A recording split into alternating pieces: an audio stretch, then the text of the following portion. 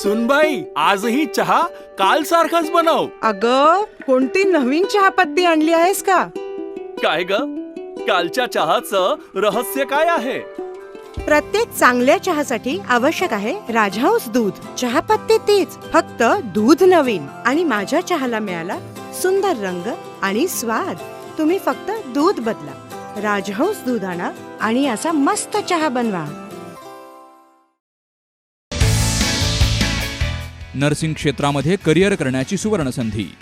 महाराष्ट्र शासन कौशल्य विकास अंतर्गत ओटी टेक्निशियन, ANM, GNM हे कोर्सेस करा आणि शासकीय, निमशासकीय, खाजगी वैद्यकीय क्षेत्रामध्ये करिअर घडवा.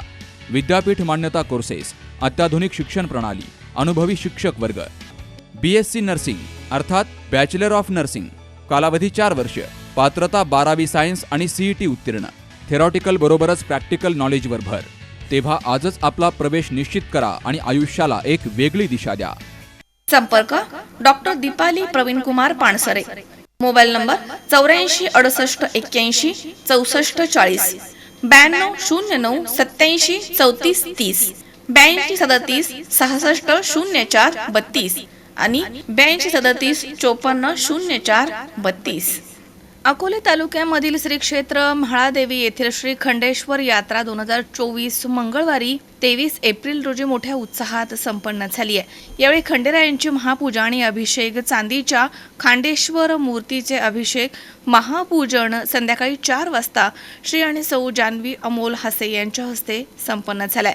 रात्री 10 वाजता देवाच्या काठीची महापूजन आणि आरती आमदार डॉक्टर किरण लहामटे, जान्हवी हसे यांच्या हस्ते, तर दुपारी 4 वाजता पारंपरिक वाद्यांसह चांदीच्या खांडेश्वर मूर्तीची भव्य अशी मिरवणूक काढण्यात आली. 23 आणि 24 एप्रिल या दिवशी सौ जान्हवी अमोल हसे यांच्या वतीनं गेल्या 3 वर्षांपासून महाप्रसादाचं आयोजन करण्यात येत आहे. या निमित्तानं 20,000 नागरिकांना या महाप्रसादाचा लाभ देण्यात येतोय. आणि जान्हवी हसे उर्फ सीमा राधेश्याम गुंजाळ यांनी C24 तासशी बोलताना म्हटले की गेल्या 3 वर्षांपासून महाप्रसादाचं आयोजन आम्ही करत आहोत. जान्हवी हसे यांनी 2018 पूर्वी साकडं घातलं होतं, ते पूर्ण झालं. त्यानंतर त्यांनी जागरण गोंधळ आणि महापूजेचं आयोजन केलं. त्यांची खंडेश्वर रायांवरती खूप जास्त श्रद्धा आहे, त्यामुळे गेल्या 3 वर्षांपासून ते 2 दिवस भंडाऱ्याचं आयोजन करत असतात. यात्रेनिमित्त अनेक कार्यकर्ते आणि मित्रपरिवाराचं सहकार्य लाभतं. तसेच सागर भालेराव, अध्यक्ष प्रदीप हसे, स्वामीनाथ नाईकवाडी आदींचे मोलाचे सहकार्य या उत्सवासाठी लाभलंय. आलेल्या भाविकांचे जान्हवी हसे यांनी आभार मानलेत. नमस्कार, मी जान्हवी अमोल हसे, राहणार म्हाळादेवी. श्री खांडेश्वर यात्रा महोत्सव म्हाळादेवी 2024 23 आणि 24ला आम्ही इथे यात्रेचं नियोजन करण्यात आलेलं आहे. आपले महाराष्ट्राचे कुलदैवत खांडेश्वर देवाचे मोठ्या प्रमाणात महोत्सवाचे आयोजन करण्यात आलेले आहेत. तर सर्व भाविकांचं आम्ही स्वागत करतो. खांडेश्वर यात्रा मॅम 23 आणि 24 या निमित्ताने आयोजन महोत्सव साजरा झाला. या निमित्ताने काय काय कार्यक्रमाचे आयोजन करण्यात आले? दरवर्षीप्रमाणे याही साली आमच्या ट्रस्टच्या वतीने प्रदीप हसे साहेबांनी बऱ्याच कार्यक्रम त्यांनी केलेले आहेत. त्यामध्ये पहाटे 4 वाजता महापूजनाचे नियोजन केलेलं आहे. सकाळी 11 वाजता माझ्याकडनं महापूजन झाल्यानंतर आम्ही 2 दिवसाचे महाप्रसादाचं सर्व भाविकांसाठी सकाळी 11 ते 11 महाप्रसाद ठेवलेला असतो सर्व भाविकांसाठी. संध्याकाळी 4 वाजता चांदीच्या मूर्तीचं पूजन केलं जातं. परत संध्याकाळी देवाची आरती केली जाते आणि रात्री 10 वाजता माननीय लहामटे साहेबांच्या हातचे देवकाठ्यांची पूजा केली जाते. या पद्धतीनं 23 तारखेला या पद्धतीनं नियोजन केलं आहे आणि 24 तारखेला संध्याकाळी कुस्त्या या बाकी कार्यक्रमाचं नियोजन केलेलं आहे. काही खांडेश्वर रायाचं काय आख्यायिका आहे आणि काय तुमचा अनुभव आहे की तुम्ही दरवर्षी 2 दिवस महाप्रसादाचं आयोजन करता, तर या माध्यमातून काय तुम्ही प्रेक्षकांना एक अनुभव शेअर करणार आहात? खांडेश्वराची आख्यायिका सांगायची झाली तर आपले जे कुलदेवता आहे देवी म्हाळसा देवी जेव्हा रुसून येते, म्हाळादेवीला म्हाळसा रुसून गावी येते, त्या गावाचं नाव म्हणून म्हाळादेवी पडलंय. आणि हे गाव पांडवकालीन पासन आहे आणि पांडवांनी हे एका रात्रीतनं बनवलेलं हे मंदिर आहे असं म्हटलं जातं. अशी ही प्रख्यायिका ऐकण्यात आलेली आहे. आणि माझा जर अनुभव सांगायचा झाला तर 2017ला ऍज अ लेडीज लग्नानंतर कोणत्याही आईला मातृत्व असणं खूप गरजेचं असतं. लग्नानंतर भरपूर काही गोष्टी केल्यात. ऍज अ मेडिकल फील्डची माझी फुल फॅमिली आहे.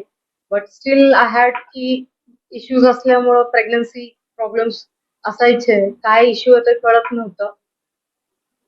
देवाकडं एक साकडं घालावं अशी माझी आजी, लहान बाई शिवराम गुंजाळ आजीनी खूप प्रेमानं आम्हाला सांगण्यात आलं की माझी खापरपंजीची सासूबाई गुंजाळ घराणं, डॉक्टर राधेश्याम शिवराम गुंजाळ, माझे वडील, माझं दैवत आणि माझी आई उषाताई गुंजाळ, त्यांच्या म्हणजे गुंजाळ फॅमिलीचं जे वृक्ष उभं राहिलंय. तर आजी मला 2 ते 3 वेळा तिने खूप प्रेमाने एक गोष्ट मला सांगितलेली की सीमा हे अशा पद्धतीनं असं घडत होतं ग. परत देवाला पाणी वाहून सूर्य उगवायच्या आत घरी जाऊन परत झोपणं का तर घरच्यांना एक कळून देऊ नये. आधीच्या काळात लेडीज घराच्या बाहेर निघायला परवानगी नसायची आणि ह्या गोष्टी तिने का तर एक तिची श्रद्धा होती, एक देवावर तो विश्वास तिचा होता. तिला तिथून ते दैवत असं की तिला मुलगा राहिला गेला आणि तिचं ते साकडं पूर्ण झालं.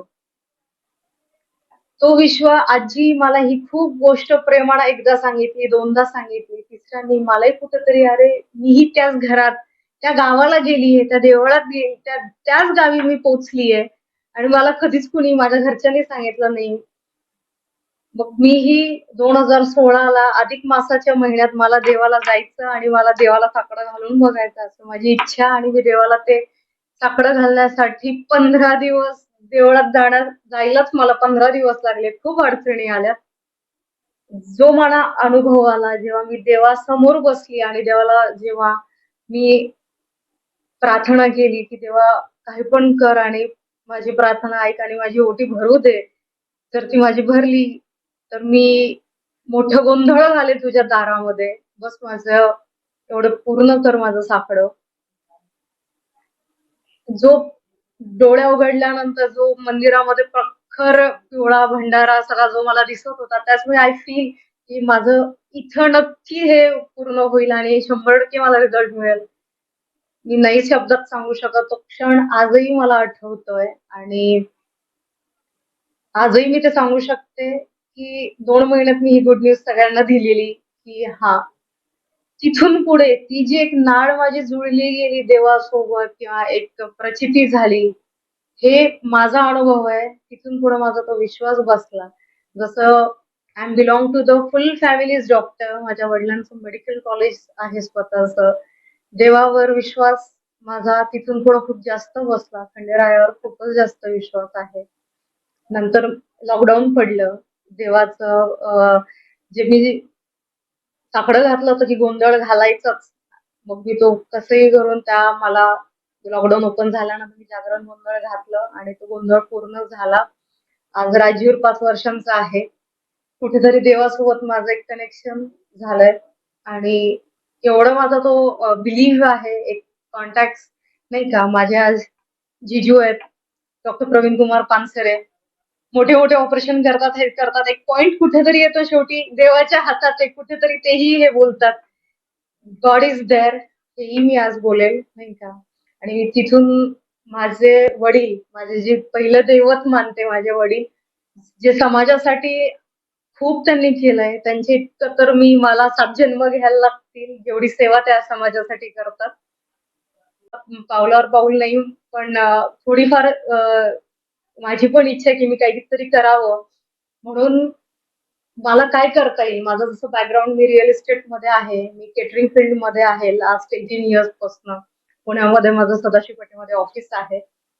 तर मग मी काय करू शकते? मला काही ना काही समाजासाठी करायचंय, यात्रेमध्ये देवासाठी काहीतरी करायचंय आणि म्हणून मग मी भंडारा सुरू करावा देवासाठी आणि त्या पद्धतीनं मग मी मंदिरात देवाच्या दारात आपण मग महाप्रसाद सुरू करूयात. या भावनेनं मनात इच्छा झाली. मला आमचे जे ट्रस्टी आहेत मंदिराचे प्रदीप भसे सरांनी मला खूप सपोर्ट केलं आणि तिथून त्यांनी मला एका शब्दावर फोनवर बोलले की ताई तुम्ही म्हटलात ठीक आहे आपण सुरू करूयात आणि मग ताई किती वर्षापासून आपण खंडेरायाचं भंडाराचं आयोजन करत आहात? आता हे माझं 3रं वर्ष आहे आणि 3rd इयर झालंय. 3 वर्षापासून आपण भंडाऱ्याचं आयोजन करताय, तर तुमच्या मनात काय समाधान व्यक्त होतंय? काय आमचे प्रेक्षक जाणू इच्छितात? काय तुम्हाला समाधान मिळतंय आता या माध्यमातून? हे तर मी नक्कीच शब्दात नाही सांगू शकत की किती आनंद यात आहे. पण एक आईला मूल झाल्यानंतर जो सुख मिळतं ना, एक समाधान मिळतं, तेवढं समाधान मला राजवीर माझ्या हातात आल्यानंतर झालं होतं ना. पहिला जेव्हा महाप्रसाद झाला, जेव्हा आपण एवढं दान करू शकलो, माझ्या सासऱ्यांचा शब्द आलेला की "अगं तू एवढं सगळं नियोजन करतीये, 50 जणांनाही आणणं खूप मुश्किल आहे. तिथे कोणी येणं, प्रसाद करणं. तू एवढं हे करतीयेस." बट पहिल्याच दिवशी पहिल्याच 3,500 लोकांचा महाप्रसाद झाला. पहिल्या वर्षी म्हणजे 2 दिवसामध्ये आम्ही 7,500 लोकांचा महाप्रसादाचं नियोजन सक्सेसफुली व्यवस्थित कोऑर्डिनेशन माझे जे टीम मेंबर्स आहेत त्यांच्याकडनं झालं. दुसऱ्या वर्षी हे भंडारा दरवर्षी करतात. सगळ्यांचाच तुम्हाला सहभाग असतो, त्याच्यात तुम्हाला सहकार्य असतं, मदत असते. तर ह्या मागे जे चित्रकार किंवा मग तुमच्या मागचे कलाकार कोण आहे आणि कुणी मदत जास्त प्रमाणात केली आहे? सगळ्यात पहिलं जर मी म्हणायचं झालं तर माझं सगळ्यात मेन माझा पाठीराखा, माझा सपोर्टिव्ह हँड, माझं हेड मॅनेजर, माझा स्टाफ सागर भालेराव संगमनेरचे आहेत ते. Always there with me 24 hours.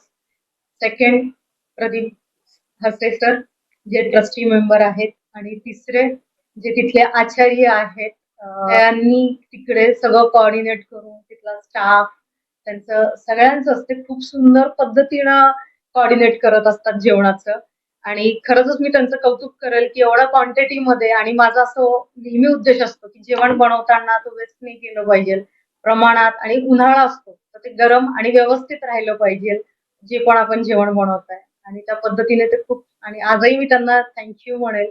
खूप छान सपोर्टिव्ह हँड असतात आणि तिथला जो सगळा माझा स्टाफ आहे सगळ्यांचंच खूप छान कोऑर्डिनेशन असतं. तर थँक्यू. मी आजही त्यांना सगळ्यांच्या समोर हे बोलेल की thanks a lot for everything आणि तिथे बाकीचेही सगळे देवस्थानचे बाकी माझे ट्रस्टी आहेत त्यांनाही मी थँक्यू बोलेल. अहमदनगर जिल्ह्याच्या नागरिकांना या निमित्ताने आपण देवस्थानच्या ट्रस्टच्या वतीने किंवा मग आपल्या वतीने काय आव्हान करणार आहात? मी इथे नक्कीच सगळ्यांना सांगेल की सर्वांनी एक विश्वास ठेवायला हवा.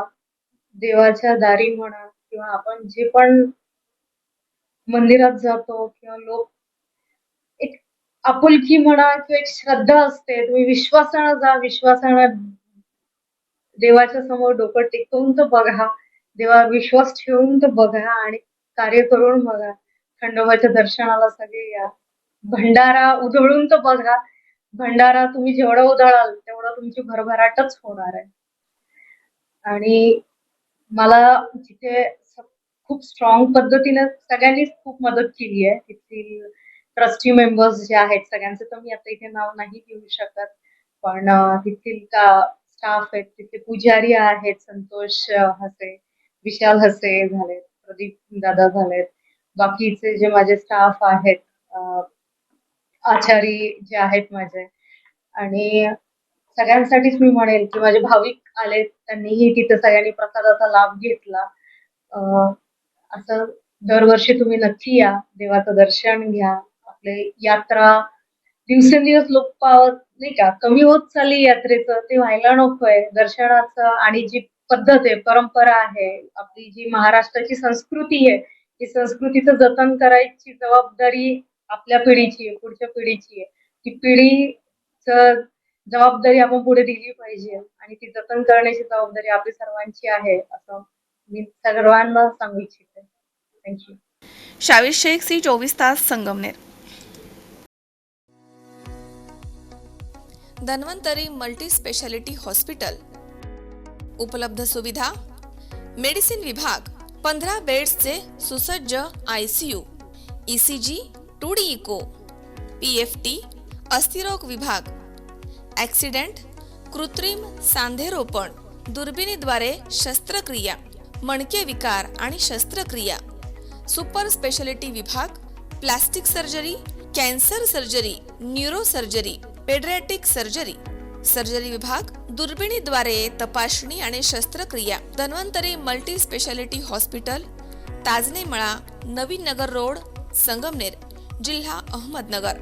फोन नंबर 02425 2275 74 तसेच 2275 75. Mobile number 74 99 17 68 64.